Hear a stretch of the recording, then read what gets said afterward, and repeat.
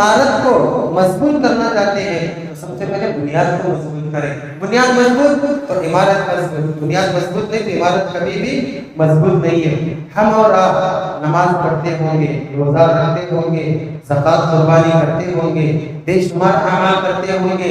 کیا ہم کو یہ بات معلوم ہے توحید کسے کہتے ہیں؟ کیا ہم یہ جانتے ہیں توحید کی قسمیں کتنے ہیں؟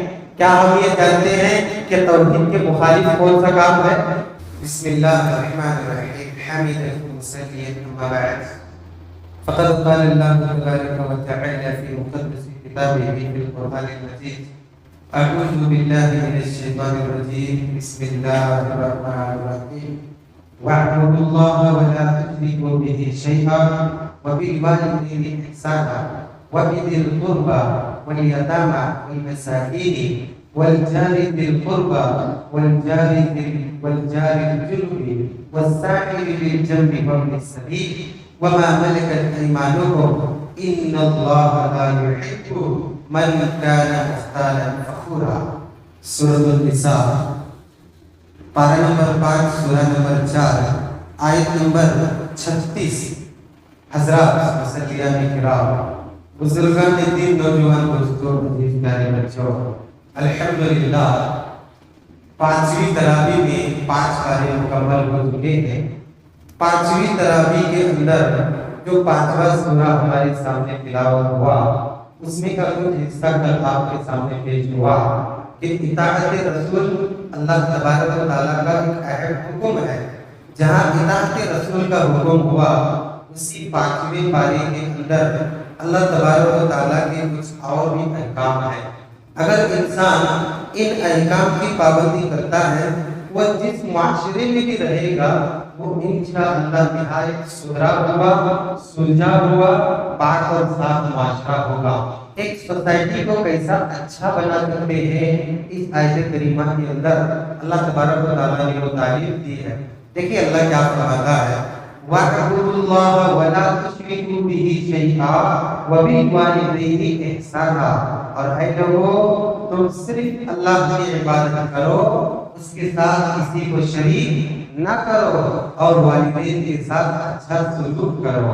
اور آگے اللہ نے فرمایا وَبِذِي الْقُرْبَى, اور قریبی رشتہ داروں کے ساتھ بھی اچھا سلوک کرو, وَالْيَتَامَى, اور یتیموں کے ساتھ بھی اچھا سلوک کرو. آگے اللہ فرماتا ہے وَالْمَسَاکِینَ, اور مسکینوں کے ساتھ بھی اچھا سلوک کرو, وَالْجَارِ ذِی الْقُرْبَى وَالْجَارِ الْجُنُبِ وَالسَّاحِبِ بِالْجَنبِ وابن السبیل, اور خاص کر 3 لوگوں کے ساتھ اچھا سلوک کرو. ایک قریبی رشتہ دار جو تمہارے پڑوسی ہیں, یا وہ پڑوسی ہیں جو قریبی رشتہ دار نہیں ہیں, یا جو عارضی طور پر تمہارے پڑوسی ہیں. یہ جو 3 لوگ ہیں ان کے ساتھ بھی اچھا سلوک کرو. وابن السبیل, اور مسافر کے ساتھ اچھا سلوک کرو.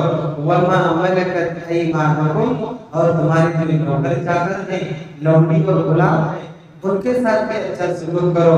یاد رکھو اگر تم یہ سب کچھ کر رہے ہو تو اچھے انسان ہو, اگر تم یہ نہیں کر رہے ہو تو متکبر ہو یا تکبر والے, گھمنڈی والے ہو.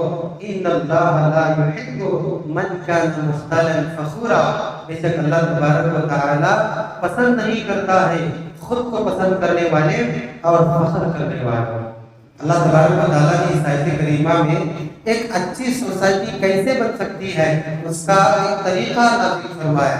اس کے پہلے اللہ نے توحید کا حکم دیا کہ توحید یہ ہے کہ صرف اللہ کی عبادت کرو. میں ایک مثال آپ کے سامنے دوں گا, وہ مثال اتنی فٹ ہوگی اگر ذرہ برابر بھی توحید میں خلل آ گیا, ہمارے عمل کی عمارت چاہے جتنی بھی اونچی کیوں نہ ہو, عمل کی عمارت یعنی بلڈنگ, عمل یعنی نماز, روزہ, زکوٰۃ, حج, قربانی, جو بھی عمل ہم کر رہے ہیں اس کی بلڈنگ, اس کی عمارت کتنی بھی اونچی ہو, اگر توحید میں خلل ہے, ذرے بھی کمزوری ہے, تو یہ سارے کے سارے اعمال ویسے ہی گر جائیں گے جیسا کہ دنیا کمزور رہنے والی بلڈنگ گر جاتی ہے.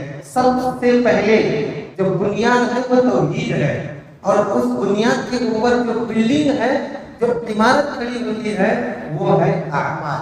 آپ اس کو ایک نقشے کے طور پر بھی دیکھ سکتے ہیں کہ بنیاد کیا ہے, توحید ہے، اس کے اوپر کھڑی ہونے والی عمارت کیا ہے؟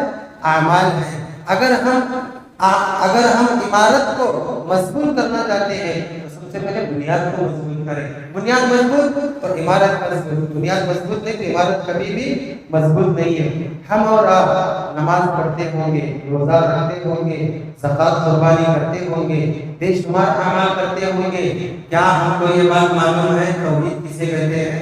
کیا ہم یہ جانتے ہیں توحید کی قسمیں کتنی ہیں؟ کیا ہم یہ جانتے ہیں کہ توحید کے مخالف کون سا کام ہے؟ کیا ہم یہ جانتے ہیں اگر میں پوچھوں کہ بھئی توحید کے متعلق قرآن کی آیت بتاؤ، کیا ہم میں سے کوئی بتا سکتا ہے؟ کیا اللہ تبارک و تعالیٰ کے توحید کے مخالف شرک ہے؟ شرک کسے کہتے ہیں یا شرک کی کتنی قسمیں ہیں؟ یہ کام شرک ہو سکتا ہے یا نہیں ہو سکتا ہے؟ کون سا کام کیا ہو سکتا ہے؟ کس کام سے جہنم واجب ہو جاتی ہے، جنت حرام ہو جاتی ہے؟ کیا ہم جانتے ہیں؟ اگر ہم جانتے ہیں تو سمجھ لیجئے کہ ہماری توحید مضبوط ہے۔ اگر ہم نہیں جانتے ہیں تو پھر شرک اور توحید ہم کسے سمجھیں گے؟ بنیاد کس سے ہم کریں گے؟ جو ظاہری عمارت ہم باندھتے ہیں، یعنی بلڈنگ یا کوئی گھر ہم تعمیر کرتے ہیں، اچھے سے اچھے انجینئر کو لا کر اس کو ہم بتاتے ہیں کہ بھائی بنیاد مضبوط ہونا، ذرا بھی ادھر ادھر نہیں ہونا، تھوڑا بھی کمزوری نہیں ہونا۔ کیا ہماری اس عمارت کے بارے میں ہم کچھ معلومات کی کوشش کرتے ہیں؟ کتنی کمزور ہے ہماری توحید، معلومات نہیں ہے۔ اللہ تبارک و تعالیٰ نے سب سے پہلے کیا فرمایا؟ سوسائٹی اور معاشرے کو مضبوط کرنا ہے، سب سے پہلے توحید والا بنو، سب سے پہلے توحید والا۔ اور ایک عجیب بات میں آپ کو یہاں بتاؤں، توحید کے تقاضوں میں سے ایک تقاضا یہ ہے کہ مخلوق میں سب سے پہلے ماں باپ کا خیال کیا جائے۔ توحید کے تقاضوں میں سے آپ سوچئے ذرا، توحید یہ چاہتی ہے کہ تم اگر دنیا میں کسی کے ساتھ حسن سلوک کرنا چاہتے ہو، پہلے ماں باپ، اس کے بعد دوسری۔ کیوں ایسا؟ توحید ہم کو کیوں اپنانا ہے؟ کیونکہ وہ ہم کو پیدا کرنے والا ہے، کھلانے پلانے والا ہے، اور ہماری موت و حیات کا مالک ہے، روزی رزق کا مالک ہے، اسی لیے اس کو ماننا توحید ہے۔ اور یہ ماں باپ اللہ نے ان کو پالنے کا ذریعہ بنایا، تو توحید کا تقاضا ہوا۔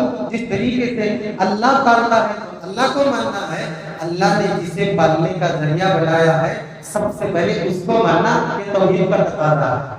اس کے بعد کیا کیا ہے جانتے ہیں ہم؟ اللہ تبارک و تعالیٰ نے وہی بات یہاں ارشاد فرمایا کہ سب سے پہلے اللہ کی عبادت کرو اور اس کے ساتھ کسی کو شریک نہ کرو، اور ماں باپ کے ساتھ اس میں سلوک کرو۔ اس کے بعد یہ ساری چیزیں اللہ تبارک و تعالیٰ نے بیان فرمائی۔ اگر ہم ان چیزوں کو مانتے ہیں، یاد رکھیے ہمارا معاشرہ، ہماری سوسائٹی بالکل اچھی پاک اور صاف ہو۔ کیوں ایسا؟ اللہ کے نبی صلی اللہ علیہ وسلم جب مکہ سے مدینہ گئے، اسی بات کو زور دیے کہ توحید کے بعد مسلم معاشرہ مضبوط ہو۔ کیوں؟ اس لیے کہ مسلم معاشرہ جب مضبوط ہوتا ہے تبھی وہ ابھر کر آتا ہے۔ اگر مضبوط ہے ابھر کر آیا، نہیں ہے تو کیسے ابھر کر آئے گا؟ لہذا ضرورت اس بات کی ہے کہ ہم ایسی آیتوں پر عمل پیرا ہونے کی کوشش کریں، ہم کبھی شرک نہ کریں، ماں باپ کو تکلیف نہ دیں، اور رشتہ داروں کے حقوق کو ادا کریں، اور معاشرے میں جو کمزور طبقہ ہوتا ہے، یتیم اور مسکین، اس کا خیال کرنے کی کوشش کریں، اور جو ہمارے پڑوسی ہیں، چاہے رشتہ دار ہو، چاہے رشتہ دار نہ ہو، اور چاہے مسلمان بھی نہ ہو، ان کے ساتھ اچھا سلوک کریں، اور جو ہمارے نوکر چاکر ہیں کسی بھی طریقے کے کیوں نہ ہو ان کے ساتھ بھی اچھا سلوک کریں۔ اگر ہم ایسا کرتے ہیں تو یاد رکھیے یہ تکبر سے نجات کی دلیل ہے، یعنی تکبر ایسے انسان کے اندر نہیں ہے۔ ان تمام چیزوں میں سے ایک بھی چیز میں کوتاہی انسان کرتا ہے تو اس سے پتہ چلتا ہے کہ اس کے اندر تکبر ہے۔ اللہ سے دعا ہے اللہ تبارک و تعالیٰ تمام لوگوں کو ایک اچھا معاشرہ بنانے کے لیے اللہ کے احکام پر عمل کرا ہونے کی توفیق عطا فرمائے۔ اللہ رمضان تیزی سے گزر رہا ہے، زیادہ سے زیادہ اس رمضان مبارک میں نیکیاں کرنے کی توفیق عطا فرمائے۔ آمین ثم آمین۔ سبحانک اللہم ربنا بحمدک، اشہد ان لا الہ الا انت، استغفرک و اتوب الیک۔